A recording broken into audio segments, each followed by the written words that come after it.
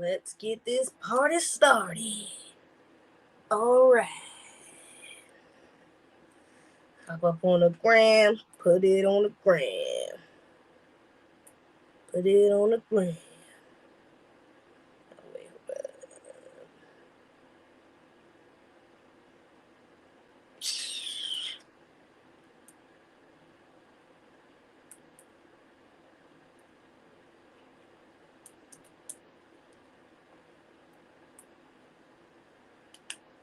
I said, I make sure this is not serious. Shoot.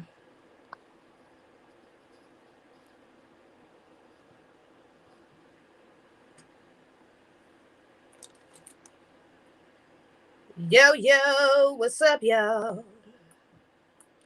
What's up, y'all? Hold up.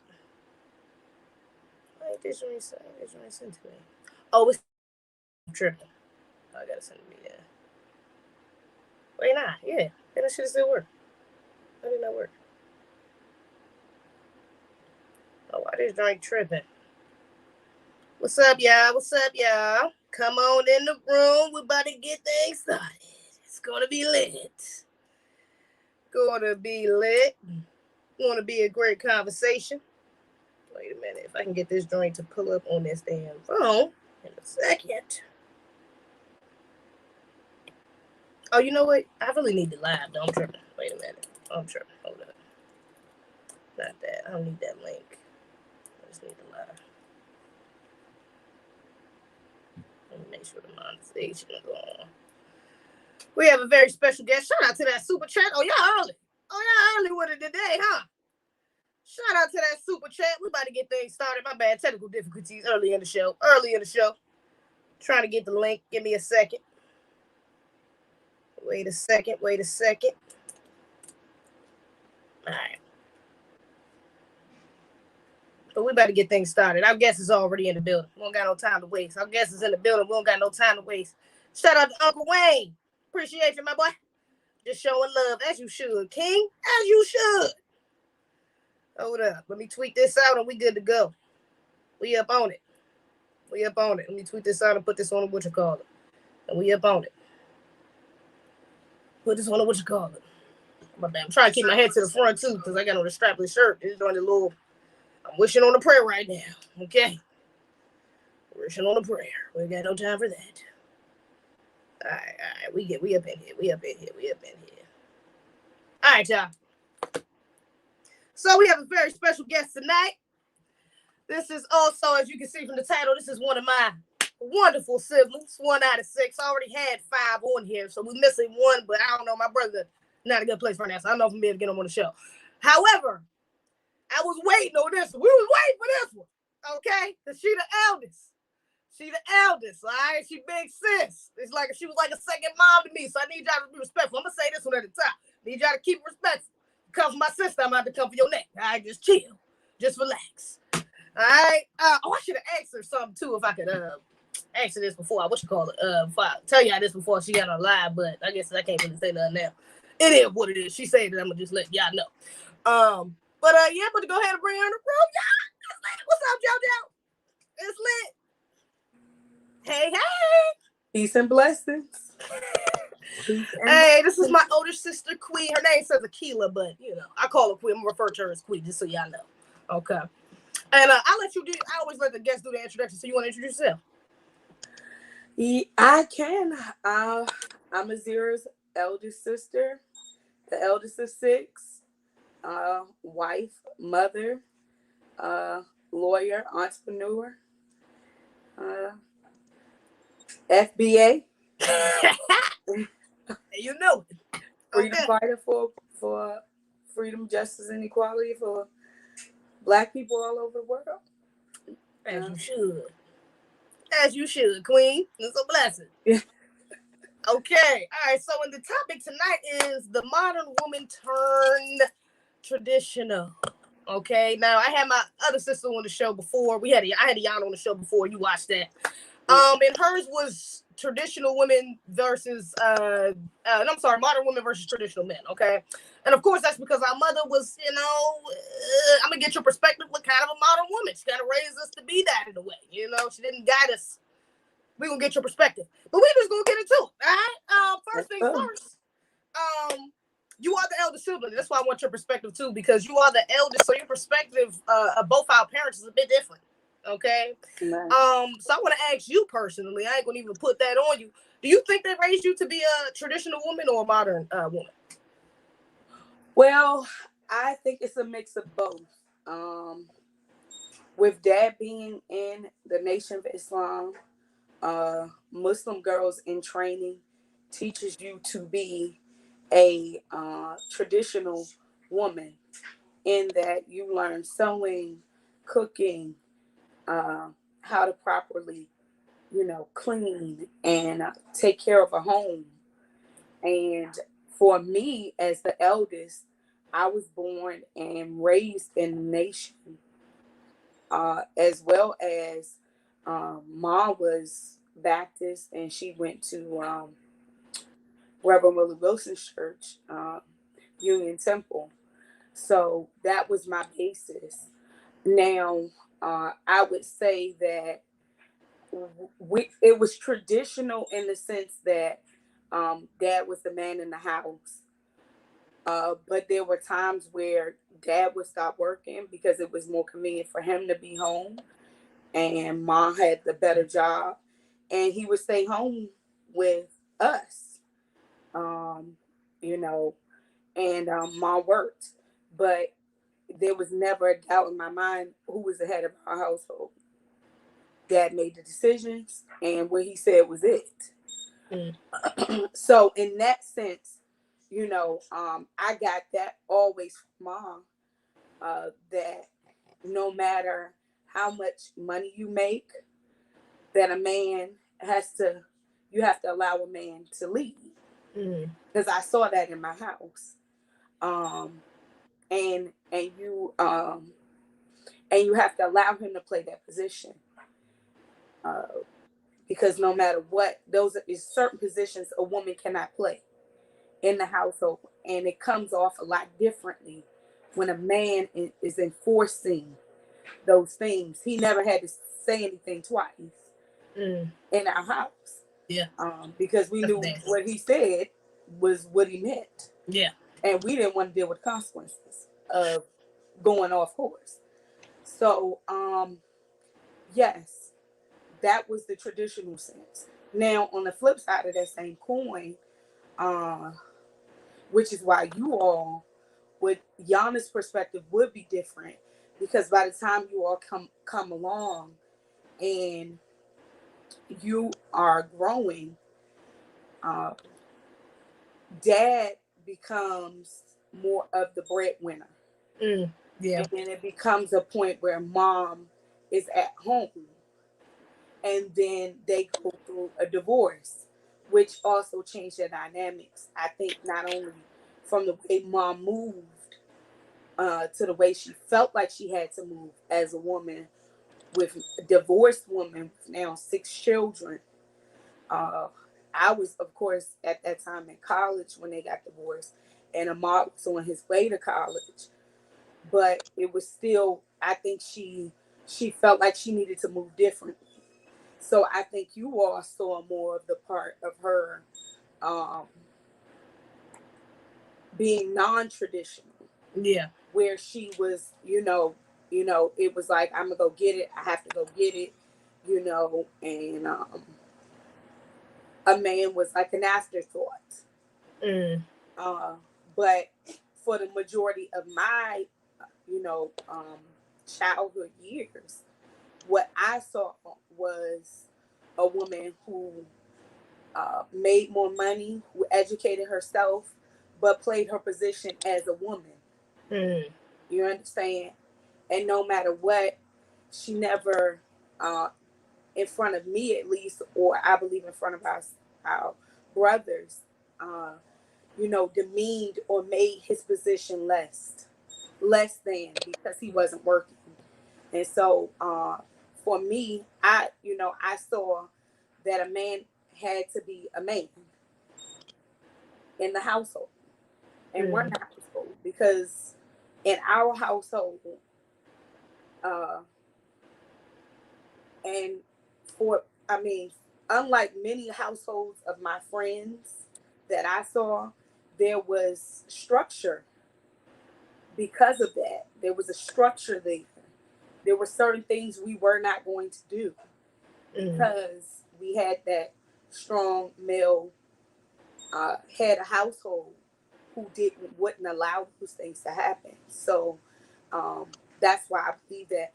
But when you all come of age and start really understanding things, is where I think she kind of veered from that because her life changed.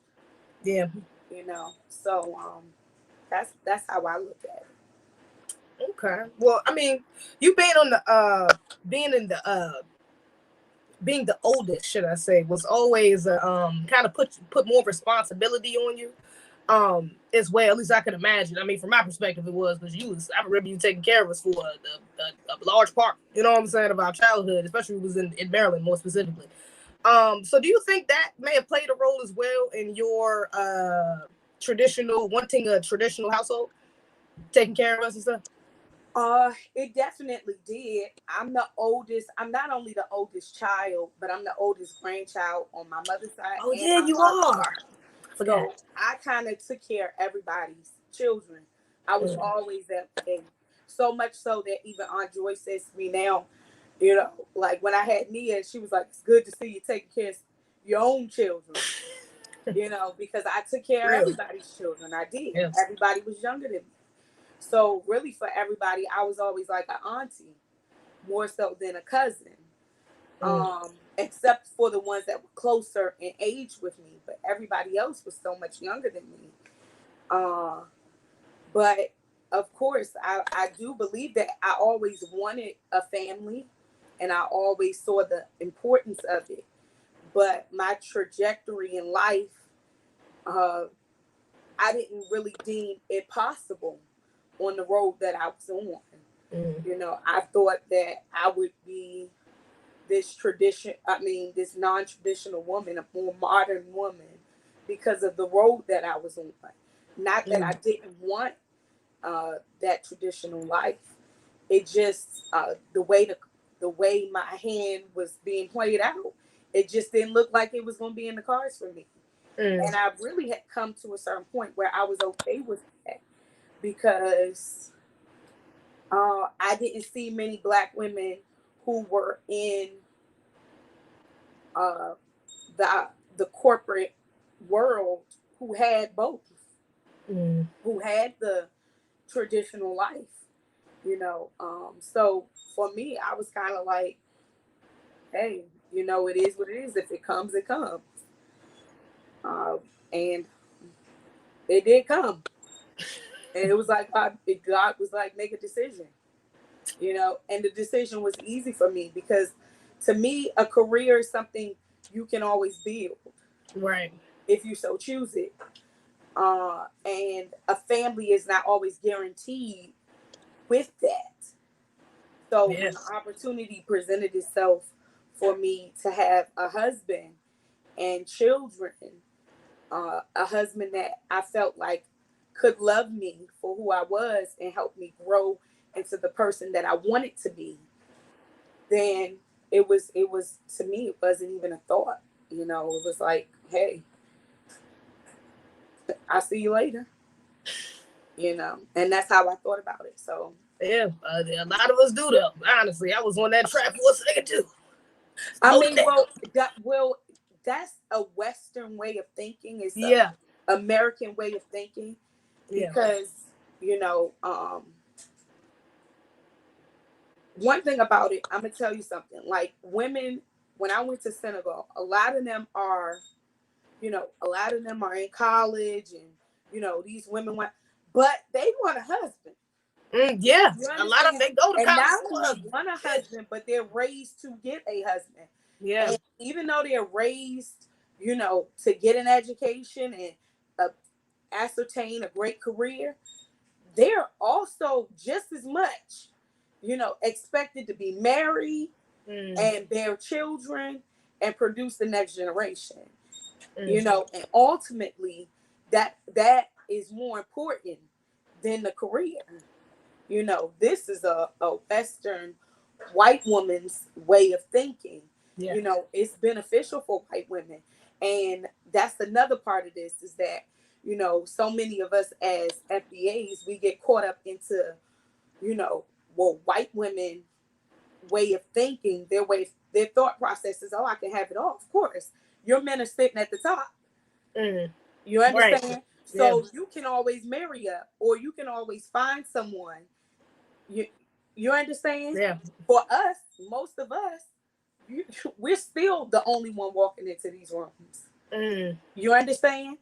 And it's not that it's all about money or status, but it makes it easier when someone is in your world for them to understand the sacrifices you make to be in that world. It's harder for someone on the outside of it to understand it, because they're not truly in it. You know, they don't understand the processes that you go through and which you have to deal with on a daily basis on the plantations. Yeah. And the fact of the matter is that, you know, most of us started chasing what, you know, white women were chasing. You know, getting a great job, but they could find a husband. That wasn't an issue for them. You know, Becky It and wasn't telling us Susie, that part. you know, Becky and Susie are still finding a husband. It's Tamika, you know, and Jamila, who are looking at 40 and not married and no prospects of being married. But they got a whole bunch of money, you know, and they don't have any children. Yeah. You know, and that clock is ticking. Oh yeah. You know, and so that's the part. And I knew I didn't want that, but I actually have become okay with that, and I have met many of Black women who were on that path and were like, you know, hey, it's a part of the journey, but I'm able to help my family. You know, I'm able to, you know, help my mom out, give them a better life, provide a better life for myself. But at the end of the day, none of that keeps you happy. When you retire from whatever career you're doing, you don't have any children, you don't have a husband to share it with. So what does all of that really mean? Yeah, you know, a lot of us miss that, you know, and then we get that tunnel vision on that career goal, whatever we try to accomplish, and you know, block out all the rest. Especially when you know, I'm glad you brought up Senegalese women, you know, because a lot of women, like you said, although they may start off like we do and go to college, focus on career, they, you know, especially at the college part, they start looking for husbands. You know what I'm saying? Like, they don't let that distract them from their end goal of having a family and reproducing, you know, continuing on generational, but trying to build wealth, but generationally. How do you think, and a big part of that is their femininity. You know, Black women, or foundational Black Americans, we kind of lose that part of our feminine essence by being so focused on the career, that masculine part of ourselves, you know, trying to zone in on that. How do you think mom and dad, or more specifically mom and maybe some of our other aunts or close family female influences that we had, how do you think they help shape your idea or your self-image and femininity within yourself? You know, because none of us was really, you were a tomboy, all of us was kind of tomboys at some point, to be honest. But how do you think that affected you? Especially because you're the oldest, so you didn't have an older sister in front of you.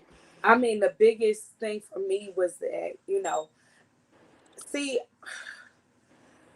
it was hard because when I was younger, you know, Daisy Dukes were a thing.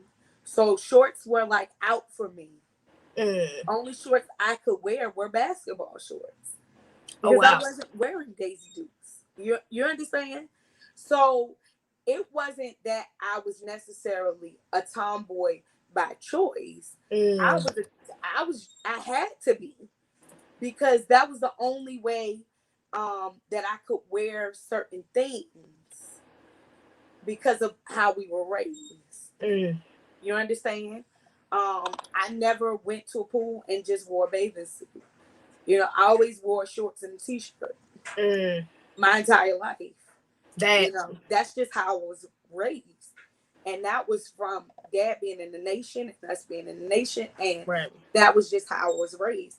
Now, mom did teach me about taking care of myself as far as I would go to the hairdresser, weekly or bi-weekly. That was the thing. And things like that. And I always saw, our aunts with their nails done, their feet done, and, things of that nature. But for me, dad didn't let me I didn't wear my first time wearing nail polish when I was like 17 years old. Wow. You understand? I couldn't wear nail polish. That, y'all, when y'all came along, he was lackluster. But for me, it was, I never went. And that's why even to this day, I'm kind of uncomfortable with nail polish because I didn't wear it for so long, but those things for me, and it was, like nowadays, you got the longer Bermuda shorts, which I buy my girls, Yeah, things of that nature. But back in my time, it was like really short shorts and, just things that I was not allowed to wear. So it was easier for me to say, okay, let me get these basketball shorts, let me get this big shirt. And it kept dad off of my back. You understand? Because I was covered, And so, of course, as I grew into my own, going to college and things of that nature, of course, I found and started doing my own thing. But I always wanted to make sure I was covered. That was just a part of me. It was always a part of me growing up. So that wasn't something that I lost because now I was buying my own clothes or things of that nature. I found comfort in covering myself because I found that I could keep at bay some things. And I understood that's why, my mother and father were keeping me in certain ways, in certain clothes, and in certain things, because harsh reality is everybody not looking at you like they little girl. Yeah. You understand? Yeah. And so when you come outside in certain things, certain attention is gonna come your way. Yeah. And that's just a fact. Oh, and that was attention. For me, it was unwarranted attention that I didn't want, that I never wanted. So for me, I didn't have a problem with, being a tomboy and being into the sneakers and things of that nature. When you As got older, that I was not attracted to women. You understand what I'm saying? As long as that was clear. You understand? I didn't have a problem with it. And then I got to a certain point, like in college, where my best friend, she would do my hair. So my hair stayed done, but I still had on my sneakers. And my looser jeans. Did mom ever try during your adolescence? Did mom ever try to step in a bit more and especially at yeah, she would buy me like dresses and things of that nature. But I had two brothers. At the time, I understand. I didn't have any sisters, so even though when I was like 6, 7, I liked wearing the dresses and everything, I was running outside with my brothers. I had friends that were girls, of course, but majority of my friends were boys. I had two brothers. And then I had, two other cousins who were always at our house, Levi and Shaw. So it's like I had 4 brothers. You understand? So we were playing basketball and we won't wear dresses. We ride bikes. I'm skinning my knees and, going down to the creek. All of these things, but it was always that I was a girl and they always treated me as a girl because I didn't try to be a boy because I didn't want to be a boy. I liked being a girl, but it was easier for me to put on basketball shorts and the sneakers, call it a day. Now, I will tell you, like 4th, 5th grade, I went shopping a lot with Aunt Pappy and Aunt Pumpkin, and I had more skirts and I probably at those 2 years I probably wore more skirts than ever. Okay. And I wore a lot of skirts and dresses and things of that nature, but I wasn't running with my brothers either. Yeah, because he was with your aunts. Yeah, so I mean, but Okay. Well, you know what? You touched on your best friend in college. As you started doing your hair. Now, when you went to college, was you living in a dorm? Because I know you was. How long was you living with your best friend? Me and Cassandra lived together. Or when I left home until I married my husband, we lived together. Oh wow! And she married her husband. That's how my life went. We went from living with mom and dad to living with me and Cassandra living together, and then both of us left each other to our husbands who we're married to. But yeah, we lived on campus for like I want to say 3 years, and then from there we moved off campus and we were in an apartment together from then until we got until we both were engaged and everything, and that was in 2011. Well, how do you think that because women keep women single, okay? At least a lot of the times we do. We get wrapped up in our relationships with our women. We kind of become codependent and think we don't need no damn man. Do you think you may have went through a similar phase, or how was that experience? Even that, if not, how was that experience living with her at that time? The crazy thing is, me and my friends were never like that. No, we were never the types. I've always been the type. Your relationship is not for me to be involved in. Yeah. So as a friend, if I'm your friend, I'm there to support you. Unless you're getting beat down, that's the only time I'm gonna step in and say, "Hey, sis, you might want to rethink this. You sure you don't need to step back and really, look at this." But if you're not in any physical danger, I feel like it's your journey to take. It's just my position to play as a support system. And I think that's how me and all my friends were. So we were always supportive of each other's relationships. And it's so funny because me and her ended up with our husbands at the same time. Yeah, that was back to back. Because but we were kindredly, I would say, meant to be best friends because our journeys always, were supportive of each other. It was never like taking from each other's shine or, oh, you shouldn't be. It was never that. We never had that type of relationship. And I don't have that type of relationship with any of my girlfriends. I'm probably the most supportive of relationships out of anybody because ultimately it's not for me to make a decision of who you can be with or what you can withstand in a relationship. Just because I can't withstand it doesn't mean you can't, so that's just me. I have seen females that are like that are very condemning of men who are in relationships with their friends because they don't have their own relationship. But for me, it was never like that. I never needed that much attention. Well, did y'all have any differences, even outside of just Cassandra, maybe our close friend group? Did y'all have any differences when it came to dating? Like, there was one of y'all know like some hot girl summer shit, was another one on I want to be in a relationship, was another one hopping from man to man to man just to stay distracted. How was that? You know what? It's so funny because older people tell you, your friends are a reflection of you. So my friends were a reflection of me. None of my friends were hopping from man to man.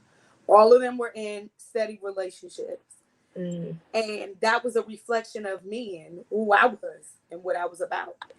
And I know young people always say, no, I just hang with this person.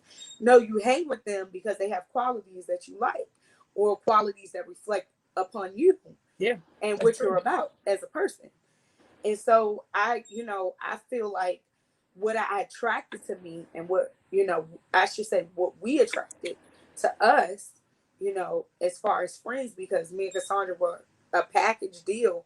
We went to school together, and the friends that we attracted, ended up being similar to us, and so they were in relationship, and nobody was hopping from this to that. And the one girl that was like that was hanging out with us, it didn't last because, it couldn't last because we were too different. We were too different. And I damn sure wasn't about to let nobody reflect upon my group as a certain way when we weren't doing that. We weren't doing that, so it didn't work out. And I feel like, when you have good intentions, and you're really about something positive, then you can't help, the negative is automatically just going to eliminate itself. Yeah, and that's just sort of what happened. What about on the flip side of that? What about the type of men you attract? Did you attract more of the traditional type or more of the modern type of men? I would say a mix of both. And one thing I can say I always attracted was men who wanted serious relationships, who didn't want to play. And I don't know, I guess that's a reflection on me and just how I carry myself. The older women I used to go to college with used to always say, "Why aren't you married? I don't understand. I know a lot of good brothers in the mosque that will marry you," And I would just laugh. And, those were the type of men I always attracted. I don't know why. Well, you know what? You were in the upper echelon, or you was on your way to some sort of upper echelon elitist, You could have went there, But yes, even with your friends, though, I mean, like y'all been in college, a lot of women, Black women specifically, we kind of, again, we get now masculine, we start focusing on the college and the career education, things of that nature, getting money. And then we kind of tend to get this boost in ego, and start to damn near overvalue ourselves. We started thinking we on a high horse, because we got this education, and now I can't get with a brother that's making 40,000 or 50,000. Well, I think to me, I think that's because, like I said, that's a white woman ideology, and I think that they're looking to them and they're saying, well, they're doing this, Susie's doing that, but your name ain't Susie, and it's Keisha. You know what I'm saying? And y'all, you and Susie's stories will never align. Yeah. So for me, when I was in college, I never, looked at the brother that was didn't have a college education and was like, oh no, my husband is not college educated. You understand? Yeah.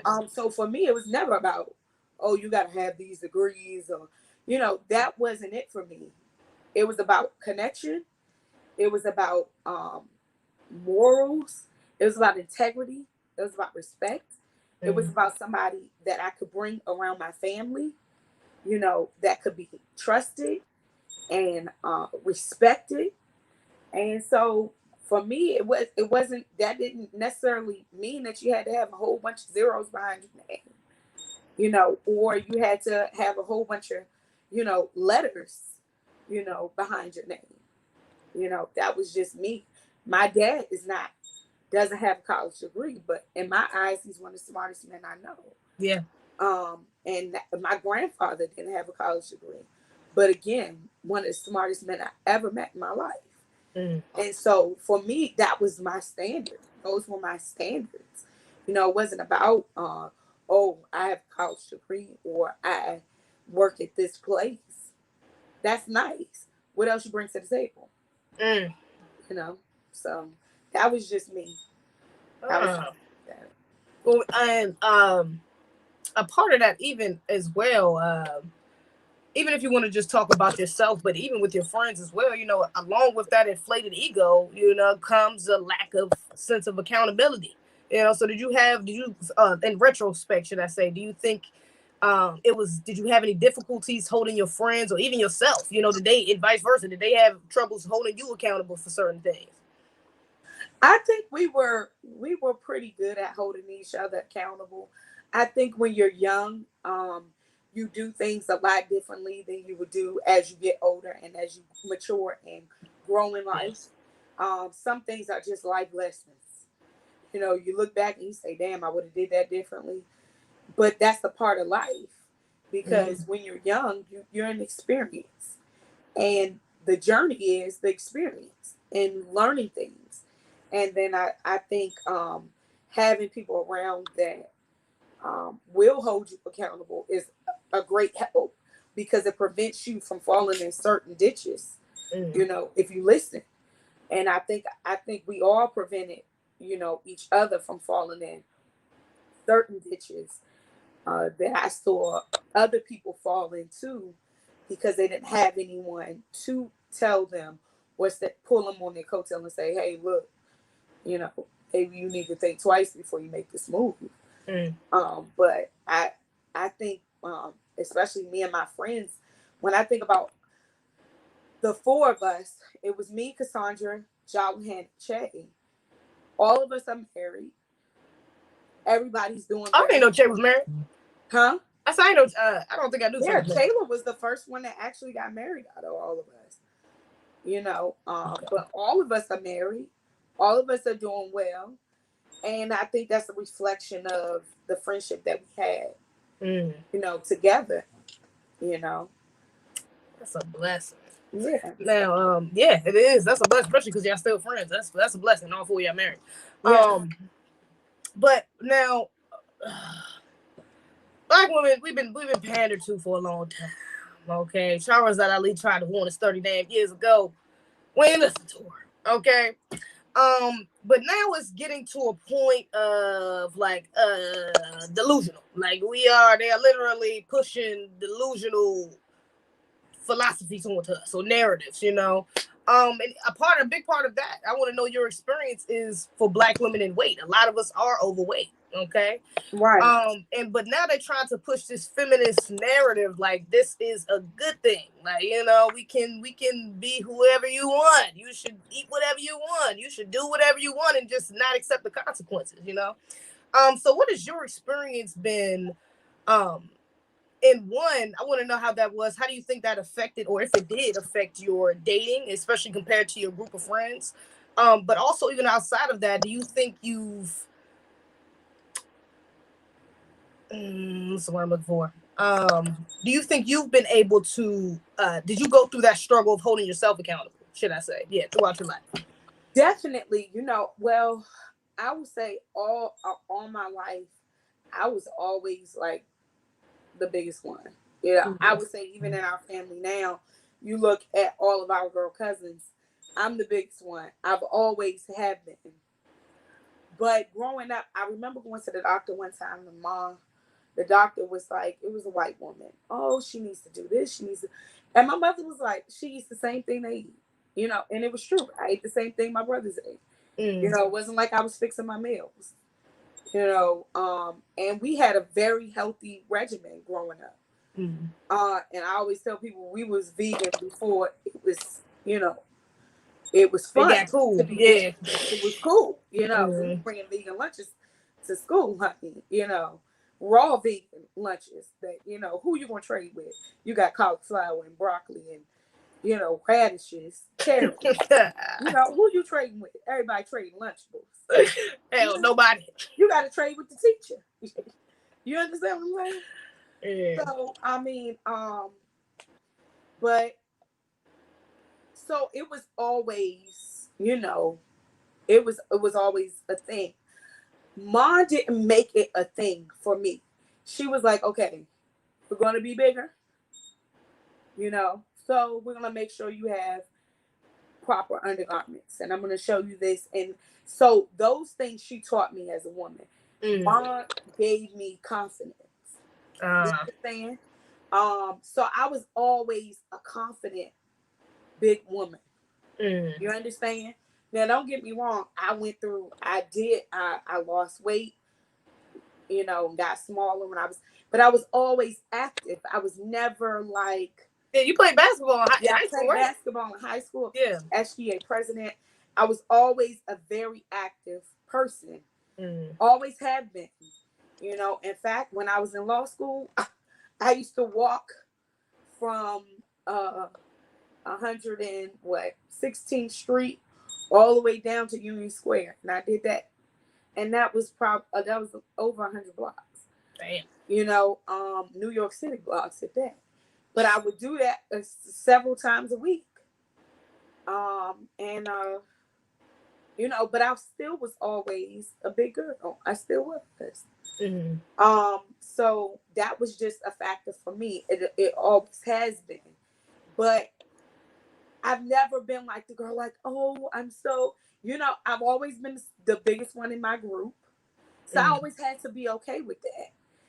All throughout my life, I was the biggest one out of all my friends, and even though I wasn't necessarily like really at that point, like fat or obese, I was just bigger than the rest of the girls. You understand?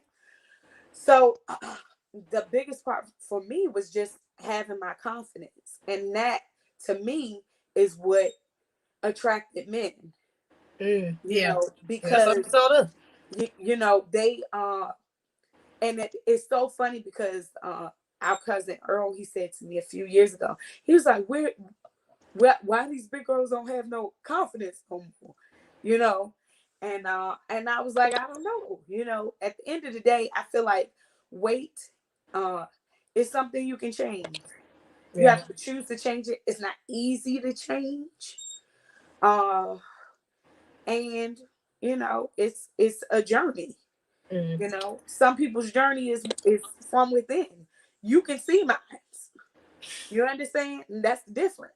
Yeah. But if you've never been a bigger person, then you can't really understand the adjustments that have to be made to truly take the journey of weight loss, because it's a journey. It's a life-changing journey. It's a lifestyle change.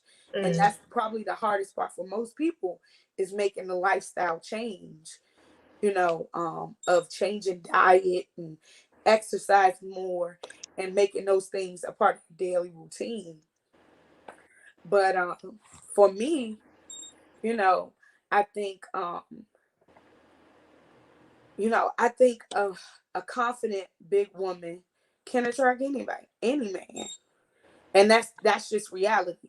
That's my perspective, and that has been my journey, because I've attracted, men that were executives that were fine. You understand? You would be like, how she end up with, you understand? But it was my mentality that attracted them. It wasn't, I wasn't the Debbie Downer because I was big, and I didn't let that let that exclude my light. Hey, either you take it or leave it. You understand? But I mean, once I became a mother, it becomes even harder, because now your life is not even about you anymore. It's about other human beings as well as my husband. So that's been a factor as well. But at the end of the day, the fact of the matter is that being bigger can cause health problems. Now, I am probably a little of an anomaly because I don't have any health problems. But that's because of the things I do eat and put into my body. You understand? Now, my portions should be better. But, what I put into my body is very, very productive. But I was raised that way and I was taught that way.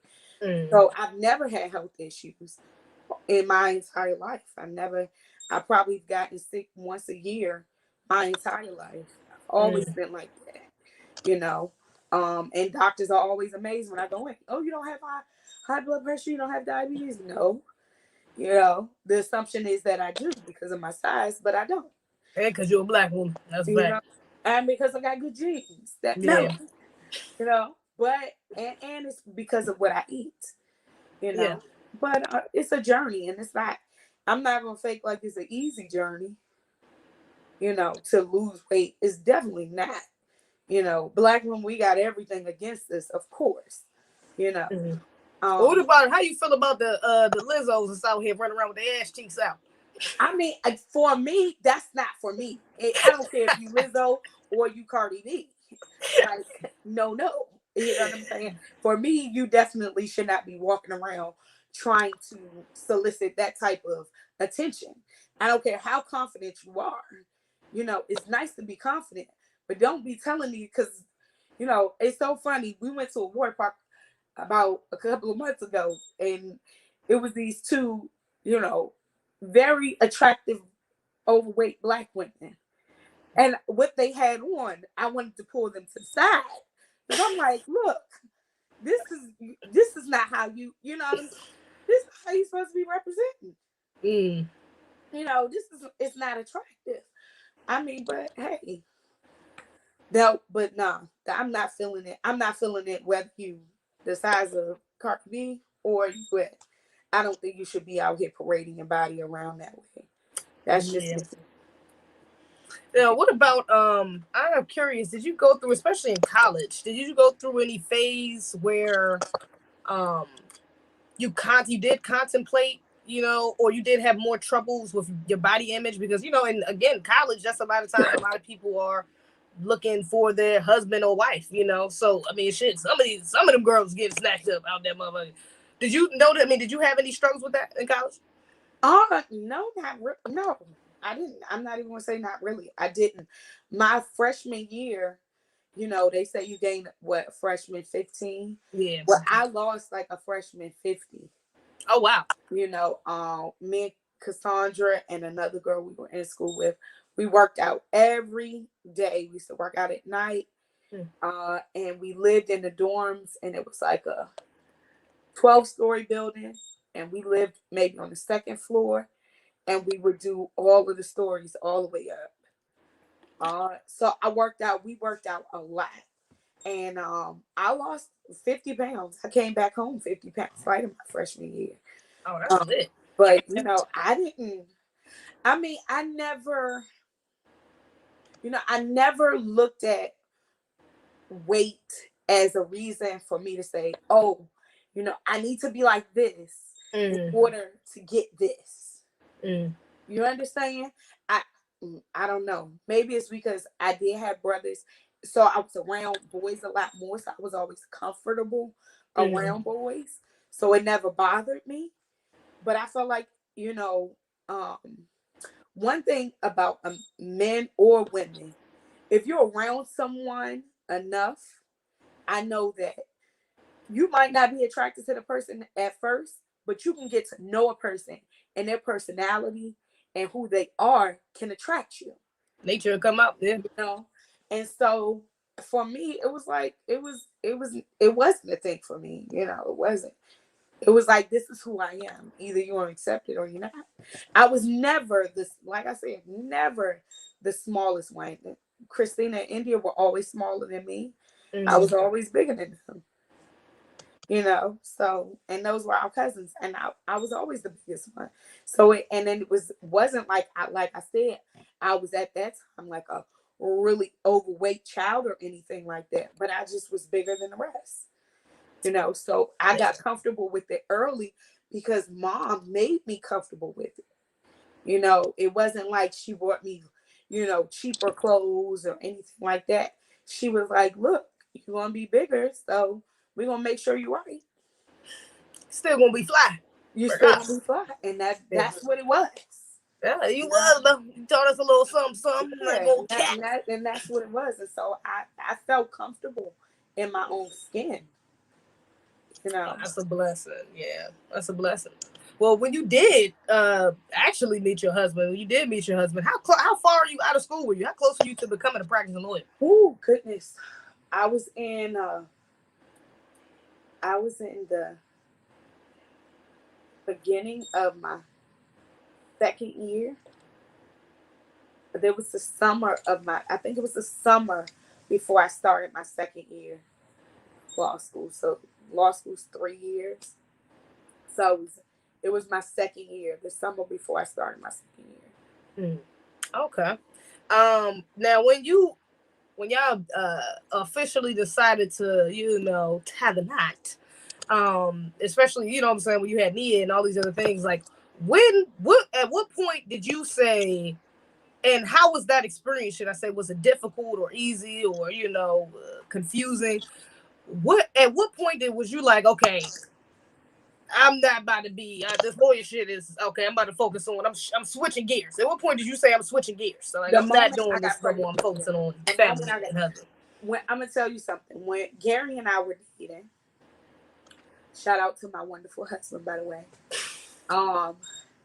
When we were dating, maybe our second or the first date, he told me he was going to marry me and I was going to have children. And I laughed because at that time, for me, I was dating for meals. I was a broke law student, okay? I was real broke.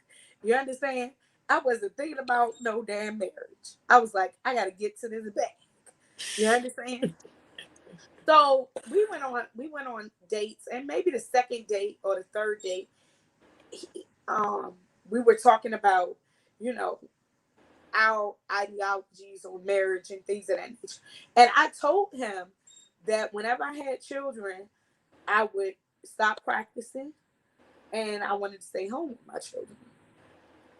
And so as soon as I got pregnant with Nia, all of that went out the window for me. It wasn't even a thought. It was like, hi, I see you on the other side, and I felt like that was like at that moment, it was like God, telling me to make a choice. Did I want that career? Was that more important than me having a family? Because I could have went and chased a career and got a nanny, but I feel like I wouldn't still be married right now had I done that. So for me, it wasn't even a thought. It was like, hey, I guess this was meant to be. What I thought I wasn't going to have, I had it, and I was happier because of it. Do you have any desire to compromise and never come back? Like, I'm gonna have this, I'm gonna be with her for 2 years, or no, go back. I never even thought about it like that, because the fact of the matter is, I'm here. My family is not here. I'm not from here. My husband isn't from the United States. So even though he has family here, his mom, his siblings aren't here. My husband is Senegalese, of course. And so for me, it was never a thought. It was like, who was I going to trust my child with? If both of us are working, my husband is an executive chef. He has demands at his job. Now, if I go off and be this lawyer and my job is demanding, my child gets left with who? You understand? My sisters aren't here. My brother isn't here. My parents aren't here to fill in those voids. So for me, it was never a thought. It was never a thought. It was never a thought for me. It was more of a thought for my husband, because he didn't want anybody to feel like he had come in and diverted my whole life journey. But I told him, I didn't care what anybody thought. My parents were okay with it from the beginning. Both of them were like super supportive, like, you making the right decision. So I didn't care what anybody else thought. At the end of the day, I wasn't going to sacrifice my child to make money. You understand? When we could afford to live off of one salary. We could afford it. We could actually he has a great career. He makes great money. We could afford to do it. Everybody can't afford to do it. They don't have a choice. Some of these women have to go to work and, be at home with their child 2 months and take them to a babysitter. You know, Yeah. I didn't have to do that. So why would I do it? You know, it wasn't a choice for me. It was an easy decision, you know, and it was really God had made the decision the moment I got pregnant. The decision was made. Everything else was secondary. The first thing was my husband and my child. Yeah, as you should though, and I'm glad you did do that because honestly, at the time, I was definitely against it. I was like, she tripping like shit. She about to be a lawyer. Speaking his brain. I mean, tripping like a motherfucker. You know what? The crazy thing is, I would say most FBAs thought that way. You know, it's like, you know, oh, you're what? Why are you at home? You know, surprisingly, it was more people who were either from Africa or Asia who were like, you're making the best decision. Yeah, because you know, I had Indian women tell me that. I had Vietnamese women tell me that. I had all types of African women tell me that. Like, you're making the best decision possible. You know, but I never questioned the decision, and I guess that's why I was so happy with the outcome. And I don't have. It's so funny. Me and his cousin, she was just here, and we were talking about it, and I told her I don't have any regrets.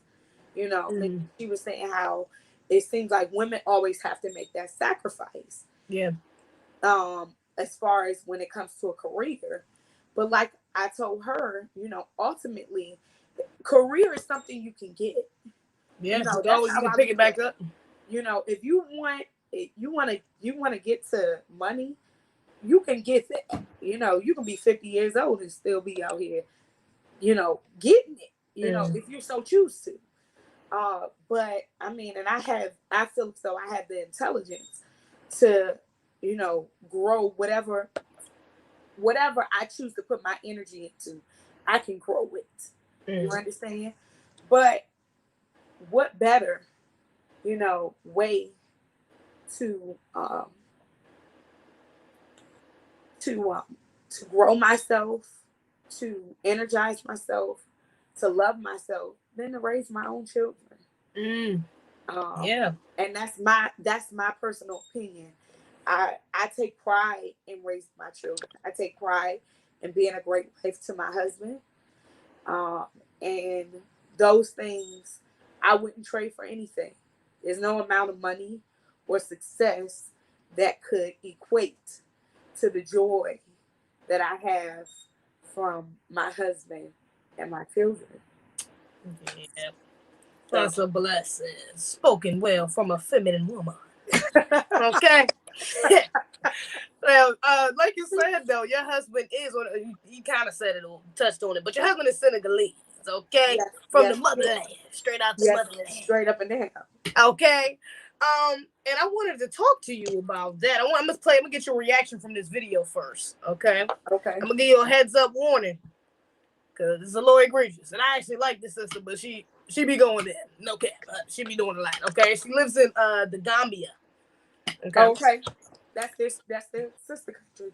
Oh, for real? Gambia like sits in Senegal. It's really crazy.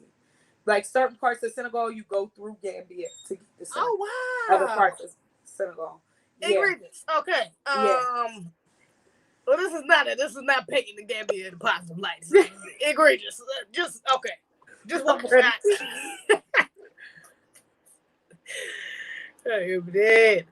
Come to Africa and live.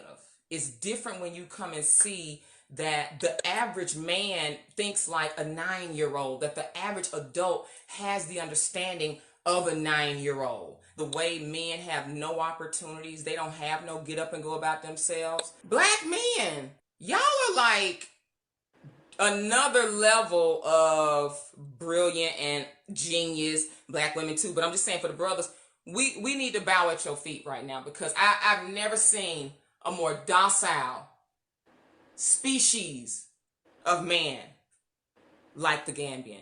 Like, I don't know the hood you can go to and see a little black boy get pimped by a white man and Black people just gonna sit by and watch. You know you can't go to no black neighborhood and a black man is gonna let a child get abused. We don't do that. That's not us. Black men feel like the king done daughter. You realize how they really are the king. Black men, all this shit that black women that put y'all through, I've always been y'all ally. This is honestly why y'all deserve free and unlimited blowjobs for the next 5 years. Y'all have been long overdue for the respect y'all deserve. We have had a society that's been hell-bent on not only killing you without impunity, we seeing people with foots on your neck. We seeing how you just lynched. And I know black women too, but baby, y'all black men, you're my only protector and savior. Okay. Now that was our Kathy. She is FBA. That sister is FBA. She been living in the Gambia for a minute though. But what's your reaction? Initial reaction? Well, I mean, I have actually the guys who changed my oil are from Gambia. Oh wow. And they're very nice. They've been changing my oil for the last 10 years, and they're very, very nice young men. And I mean, that's not my experience. Now, I've never been to Gambia. I have been to Senegal, and that wasn't my experience in Senegal. What I saw, and one of the things that's probably sticks out in my head the most is when I talked to Dad while I was there. I said, Dad, I haven't seen no niggas this whole trip. You know, what I saw was black men who worked, who were, protective of their communities, and who protected their women. That was my experience of Africa. It was so beautiful that I was ready to go. When I came back, I told my husband, I'm here. Like, we need to go. And like all my family, they'll come visit. We can come back and visit here, but what are we here for? Like, I could go over there, and live and be fine over there. But that was my experience of Africa. I have met people, FBAs that have gone to Gambia, and that hasn't been their experience. But I can't speak to that experience because that's not my experience with Senegalese culture or Gambian culture. The men that I've met are very intelligent and are protectors, and they want to protect their women, they want to protect their children, their community. And right now, and I know in Senegal right now, they're fighting there's a big controversy over at a concert in Senegal, a big performer over there. There was two men like kissing at his concert. Oh wow! And this is everybody in Senegal is like talking about it. This is like something you don't do. Yeah. Like when I went to Senegal, I didn't see no gay people. They don't play that. You know what I'm saying? They don't play that agenda. They are far from allowing them to try to push it. And French and America has tried to come over there and push that agenda. But they have pushed back hard against it. So this artist that had this in one of his concerts, there's a big controversy about it because they're not feeling it. They don't want that over there. They don't even want, children or anybody to think that that's going to be okay, which I love, but that's not my experience as an FBA with the Senegalese or Gambian culture.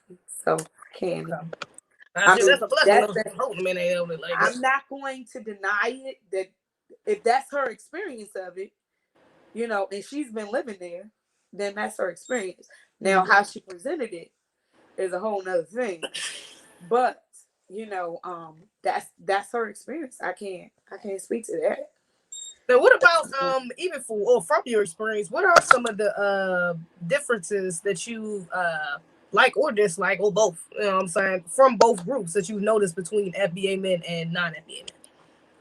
Well, one of the things is, I think a big difference as far as the women and I would say the men is that the men and the women in most of the African cultures that I see are raised to be a husband and raised to be a wife.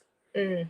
I think in American in our FBA, we've lost that. Excuse me. I think at one point we were raised that way generations ago. Yeah. Which is why so many of us were married, because that was the goal. I think we've lost that, and I think a lot of I know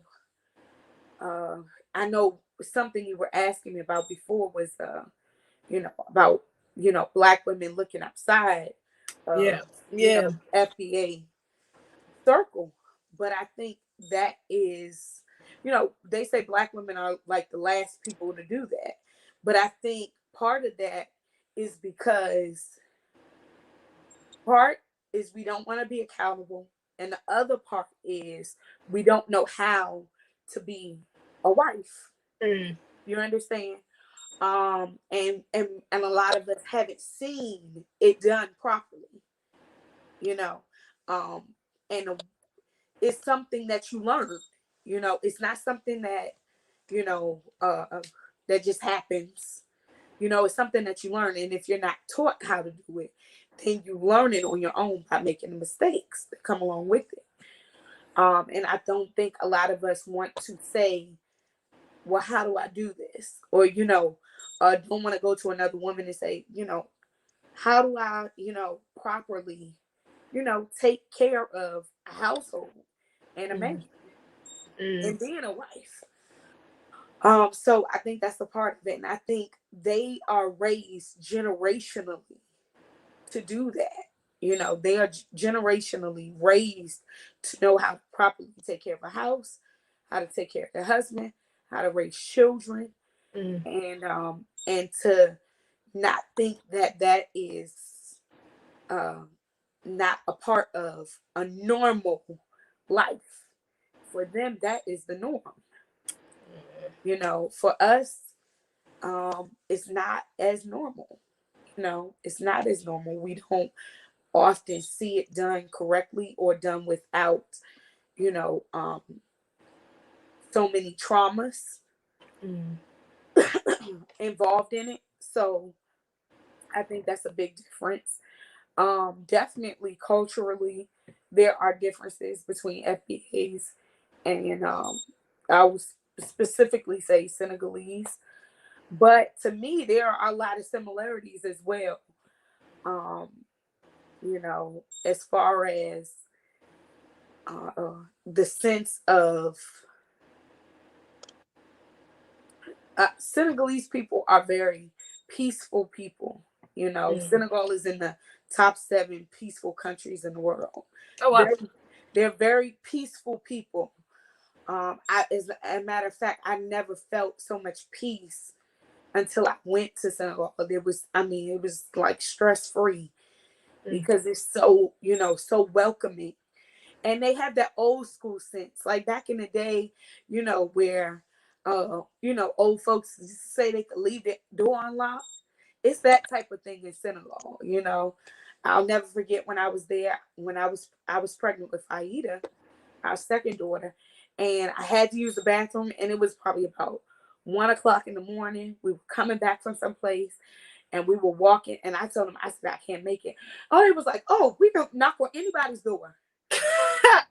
And we knocked on some lady's door, and she let us in. And I came out the bathroom. She had warmed food, and had drinks for us.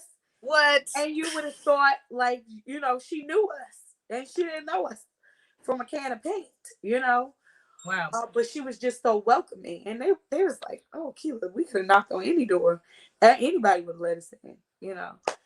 I'm like, shh, you can't do that. Not even in my community, Yeah. So I think there are a lot more similarities, especially like with our grandparents' generations and things of that nature. I think as FBAs, we've gotten further away from those traditions and those qualities and that sense of community. I think the newer generations are coming, trying to get back to that. As they are becoming more conscious, they're trying to get back to that. But we've gotten away a lot of from a lot of those ideals that they still have and hold dear. We don't hold dear anymore. Yeah, that's a fact though, especially after mom's generation. You know, kind of kept Yeah, going down here. You know, yeah, matriarchy kept going up. You know, and yeah. everything else going down. I mean, desegregation had a lot to do with that. Yeah, You know, because we were able to get closer to the slave masters, so we felt like we didn't need each other as much. yeah, You know, and then you bring in layers and layers of drugs and mass incarcerations and all of these different things and gangs, and you destroy entities like Black Panthers and the Nation of Islam, all of these different things that were positive influences in our community. You end up with what we have right now. yeah, yeah. And a lot of these women, I kind of see a bit of a trend too with the same Black women who are pushing to divest, to date out.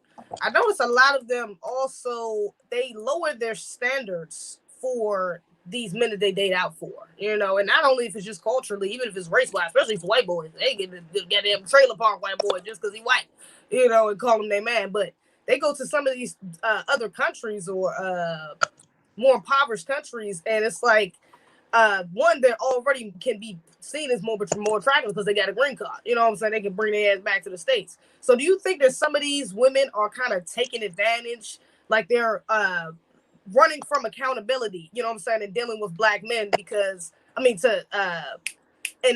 running to other groups because they really just don't want to face the problems that they have that Black men aren't accepting, Black American men aren't accepting here? Well, I think that's part of it. I think lack of accountability is part of it. But I think on the flip side of that too is not wanting to truly deal with oneself. When you deal with a Black man, you have to deal with every part of yourself because y'all are reflections of each other. Right. You know what I'm saying? And so the runoff to me, for me, I never thought or could think of dating, you know, a white man. I mean, Dad always told us he'd kill us if we brought home anybody white anyway. Yeah. But that was the furthest thing from my mind. I mean, to me, that was just common sense. I wasn't going to go to the slave master for anything. You understand? But I always tell any of my friends that are single that there are good Black men out here. Point blank, period. You know, now if you go into the club thinking you're going to find you a husband, you know, you get what you get. You understand? Yeah. So at the same time, you know, you can't. I think the other thing is Black women have these lists. You got to have this, you got to have that. And I'm going to tell you something. I had the same list in my head. You understand? Because I was watching Girlfriends and all of this crap too. You know, so I had a list in my head too. But my husband not only checked off the list, but God is so funny, you know, because he's like, oh, you think you got everything on the list, right? Well, I'm going to show you what you didn't have on the list. And that's what he did with my husband, because he brought things in him that I didn't even have on the list, that I didn't even know I needed. You understand? I didn't even know I needed these things, but my husband possessed them, and he brought them to the table. And I was like, oh, you know, and it wasn't even like things that came out in the beginning. These were things that came out over time. And I was like, oh, like I didn't even know I needed that to feel secure and safe in a relationship. And you just taught me something about myself. You understand? Yeah. So you can't go into it thinking you know everything, because none of us know everything. You understand? The fact of the matter is that as you grow, you learn, and you become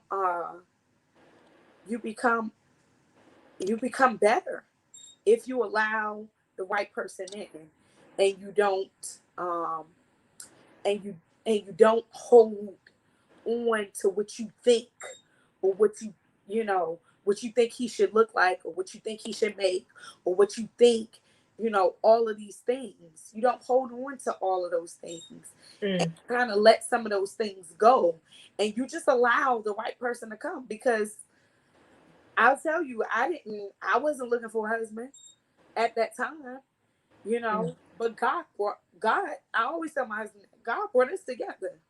Because in my mind, I had no intentions of finding my husband or him finding me, But, when God ordains it, when Allah is in it, is he in it, and it. So, I mean, it is what it is. But I think we have these check marks in our mind, and sometimes they are just ridiculous, because a lot of these women out here looking for Idris Elba, or looking for, and that was your man for a minute. You know what I'm saying? Yeah, but at the end of the day, is it really about what he looked like? Is that what you marry? You understand what I'm saying? Yeah. That what you understand? And if you haven't learned by now that you can fix a brother up. Yeah, now that's a fact though. Brothers start looking a little more attractive. They get a girl. Can make, you know what I'm saying? You can make that brother, want to dress a little better, or, fix them pimples on his face and all. You understand what I'm saying? But you have to invest as well. You can't just go out here and think, because a brother, excuse me, looks a certain way or doesn't make a certain amount that he doesn't, he won't qualify. That's just my personal experience. I think and I know there are good brothers out here. I meet them all the time.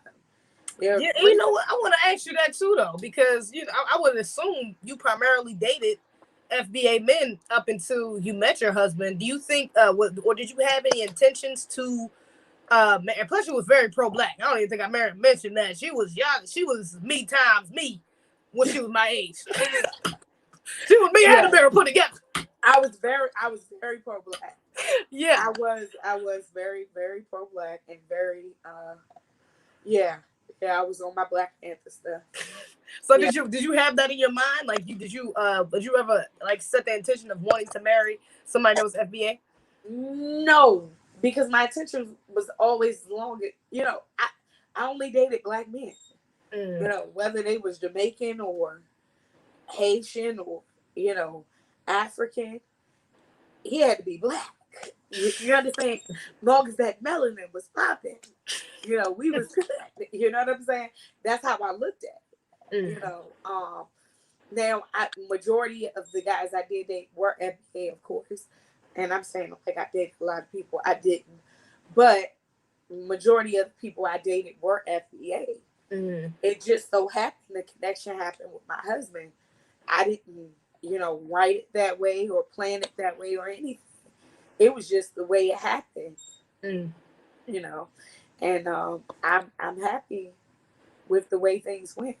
Do you think your experience with Black American men may have shifted that a bit, even with not only just your partners, but even like dad, our brothers, the other men in our family? Well, when I dated, I will say this. No matter what a woman says, your experience with, for me, my father and my grandfather were my templates of what I dated. And I say that because even my husband has qualities of my father and has qualities of my grandfather that, of course, attracted me to him. That made me more attracted to him because they were qualities that I appreciated in the men I loved that raised me. So, but as far as relationships, I always took the lessons from a relationship into the next relationship, but I didn't take, he was this way, so the next one might be the baggage. You understand? Yeah. Because if I did that, then what's to say he won't be thinking the same thing? He could be thinking I'm like the last relationship he had. You understand what I'm saying? So I always try to just take the lessons and not the human being into the relationship. That's a blessing, as you should, though. As you should. All right. I think a perfect way to wrap this up. Actually, I got 2 Patreon questions for you too, but I want this one too in there. Okay. What advice would you give? What advice would you give young women, of course, that's trying to attract a husband and trying to be honestly in your position, like a stay-at-home mom? Well, I would say, if you are trying to attract a husband, then work on self. Work on self first, because it's easy to say I want a husband, and then you ain't really ready for what comes along with it. So build self up to be able to deal with another human being, because marriage is being able to deal with the good, the bad, the ugly of another human being. You understand? That's and not only dealing with that in them, but dealing with that in yourself. So I would say work on yourself and look around at the friends that you have. If they are not reflection of women that are trying to be married or women that are on that path, I would say you need to look at that. Because you can't say I want to be married, but you're the only one in the group that's striving towards that. You understand? Yeah. So you want to be amongst like-minded people, so that way you attract that energy. That energy comes back to you, because you're going to be putting out that single in the club energy. If that's who you hanging out with, you in the that's club, what they're gonna be wanting to do. Yeah, that's what you do, and that's what you're gonna attract to you. You're not gonna attract a husband because you're not putting out that energy. So I would say be around like-minded women and just put yourself on the path. If you want a man that can handle the household while you stay at home, make sure you are ready for what comes along with that, because it's not staying at home is not easy. Yeah. Just saying. In fact, it's the hardest job I've ever done. And when I was younger, sometimes I worked 100 hours a week. I mean, for one summer, I did that a whole summer. I was averaging 100 hours a week. Because I believed in grinding. I wanted to get it. But this job never ends. It's a 24/7 job. It is what it is, Yeah. And it's major sacrifice, but it's all worth it. So I would just say mentally prepare yourself and just, surround yourself with like-minded people and work on yourself. You should. That's somebody shout out to the super chat. Muhammad, she's sister. Assalamu alaikum. She says, so I believe is Fulani surname. Can you cook Senegalese food, sis? Oh, you know what? I can dibble and dabble. There are some dishes that I can cook. You cook that lamb. And I can cook the lamb, the dibby. I can do that. But my husband is an executive chef. So, that's the great thing about it. Is that I got the best of the world. Got the connect right beside him. He can chef them things up. Matter of fact, he made a Senegalese dish tonight for dinner, because he does cook on the weekends. Look at that. Yeah, that's a blessing. We balance each other out. Yeah, I love that. I think I want a man to know how to cook. No cap. I can't even. Yes, because even though I cook, I cook during the week, he does cook on the weekend. It's what works for us. You got to do what works for you in your relationship. Facts. Okay, let me get to these Patreon questions. Shout out to that other super chat. I put you on the screen for a second, but I'm not gonna read yours. I'm gonna read my boy Hot Rides. I'll get back to you in a second if I got time. Hey Zeze, what it do? If I'm available, I'll be on the chat. My bad. Okay, now my question is, why do Black women have a hard time holding themselves accountable? Well, it's easier to look at somebody else and blame somebody else. It's harder to look in the mirror and say, it's my fault. I'm doing this and I need to change this about myself. You know, it's harder to do that. And that's, I mean, I guess that's just human nature.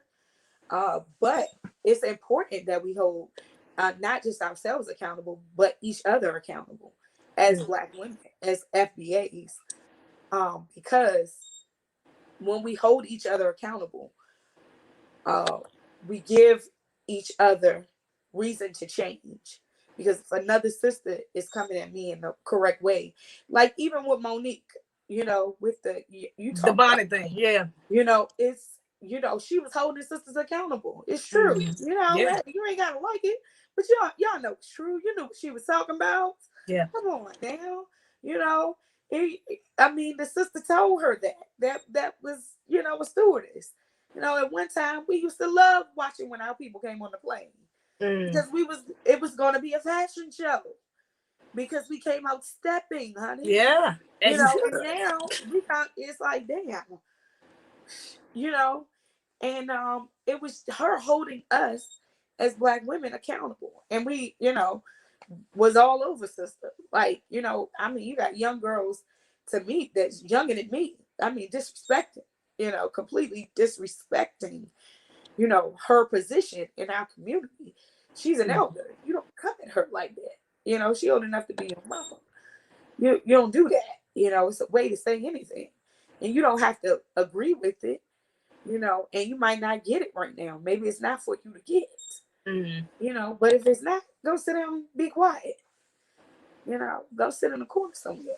You know, let the elder speak and respect her space. Right. But at the end of the day, you know, it's important that we hold each other accountable. It the reason that we don't, and the reason that it's so hard is because it's easier to not be accountable, to try to make somebody else accountable, to say, well, Black men are not doing this and Black men are not doing that.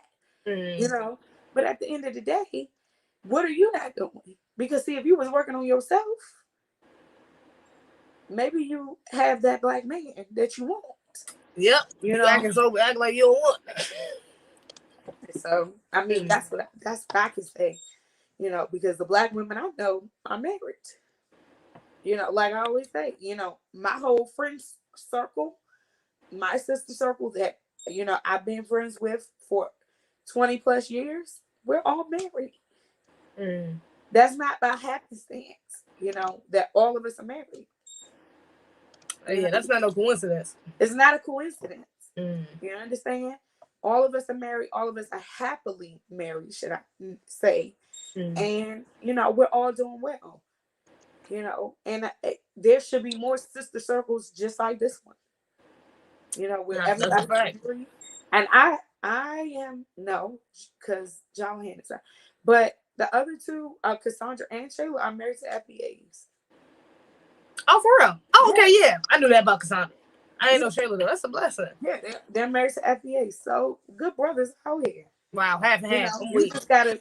You are the question. I would say, if you say good brothers aren't out here, are you truly prepared as a woman, mentally, physically, spiritually, emotionally, to handle a good brother? Because I believe if you were, you would have one. I believe that too, sis. That's just me. That's a fact. Okay. And that was from Hot Rod. Shout out to Hot Rod, Patreon member. And I got one more from Jazz. Shout out to Jazz. We love Jazz. Peace, love, and abundance. My question is, what are some ways to have Black women hold themselves accountable? Oh, wow, her called is similar. To have Black women hold themselves accountable. Sorry, I can't attend this live. I have a great week. Oh, okay, she can't attend the live. But shout out to Jazz. She said, what are some ways that we can hold each other's accountable? Well, I would say calling us on our mess and making sure that that we are. Sorry, my phone is dying. Oh, gotcha.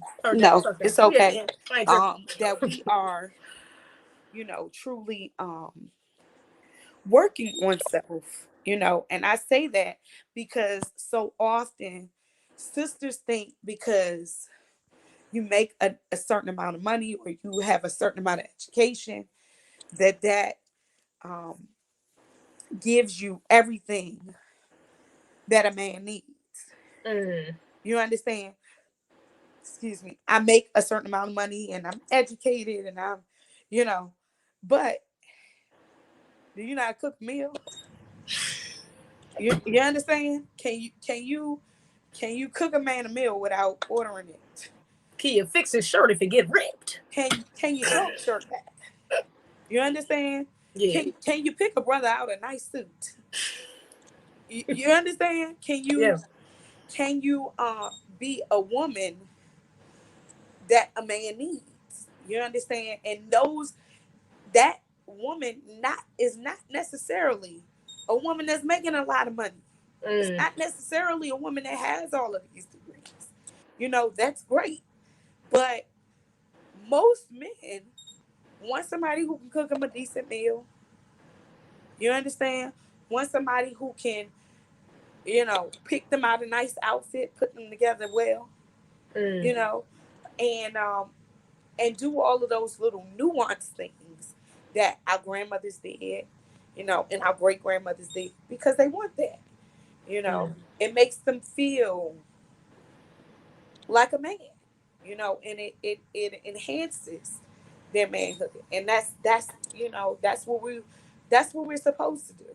And if he's the right man, he's gonna enhance your womanhood. Mm. You know, that's what you're supposed to do. You're supposed to feed off of each other's energy. And I think the biggest thing we can do, is get in order. Because then, Sister Iyan, let's say we were out of order, Oh yeah, right? she did. So we got to get ourselves in order, from within. We got to, release some of these traumas that we have from childhood, sexual traumas, abusive traumas that we have, that a lot of us are carrying around Mm. at, 20 something, 30 something years old, that we haven't fixed. And then we expect a man to come in and be able to fix and deal with all of these things that we haven't even fixed and dealt with on our own. Mm. So I think, dealing with self and really diving in and being able to deal with whatever issues that you are bringing to the table is one way that we can really get ourselves in order and really prepare ourselves for a good FBA man or Senegalese man, A black man. a So black man. You understand what I'm saying? for real. Alrighty. Okay, that's a blessing, ma'am. I appreciate you so much, madam, for coming on here. Queen was a blessing. We was Yes, waiting it for was this one. definitely a blessing. I Did definitely you? enjoyed myself. I'm I glad you definitely did. enjoyed That's it. a blessing. That's a blessing. And can I tell everybody the good news? Oh yeah, go ahead. You guys wish my sister congratulations. She's having a baby. She's That's right. pregnant right now. Yes, I am. Baby number 5. So So please wish her congratulations. Yeah, it's a I blessing. still don't have an outlook on when I'm going to practice law, and that's okay. Hey, look. You Hey, know, yeah, that is perfectly fine. the right man will do that for you. The right black man. That's a fact. The right black man. Don't go That's a out there fact. looking for, and y'all don't go out there looking for. No, don't do that. Don't go out there looking for the white man. Hell to the nah. The white black man We ain't can doing do that. the white black man can do that for you. But all right, Queen, I appreciate you so much for coming Appreciate you, on. love you, and I just want to tell all your supporters, continue to support my sister. Her growth has been amazing, and I love everything she's doing, and I hope and pray that you all will continue to support and help her grow into the woman that she's trying to be and striving to be, because she is a ray of sunshine out here amongst a lot of these young women her age who are not, even on the path.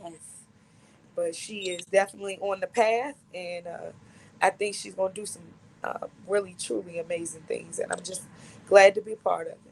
Oh, that's a blessing. Yeah, I'm glad you decided to be a part of it. It's a Yes, blessing. ma'am. Well, I mean, I'm always giving my opinion behind, behind. Oh I yeah, didn't behind realize closed doors. that Even that before that, you going was a to- big influence of mine, anyways. Just, Yeah, I didn't my realize that pro-blackness was and going to shit. Yeah. require me to come in front of the camera at some point. Yeah, but it's cool. I Though. appreciate I would you do doing that that, for you. Only for you though. Yeah, look, that's that exclusive. That's why I said, oh wait, I had to say you for last because I already knew. You know what I'm saying? I had to do it Yes, right. yes, but I would love to do it again. I would love. Oh, for sure. Now I would bring love it to do back that for again. sure. Yes. All right, I Shorty. love you. It's way Love you past too, my Michelle. bedtime. All right, but I'm about to text you. I'm probably call you. I'm gonna FaceTime you right after I get off of here. But all right, Shorty, you gotta leave. You gotta press the little button. Okay. All right. Good night. All right, Shorty. All right, guys. That is it. All right, we lit. What the hell was I about to say? That was great. I'm feeling very satisfactory with that interview. And congratulations. Thank you for saying congratulations. Yeah, shout out. I see all the congratulations in the chat. Appreciate y'all. Y'all already know what to do.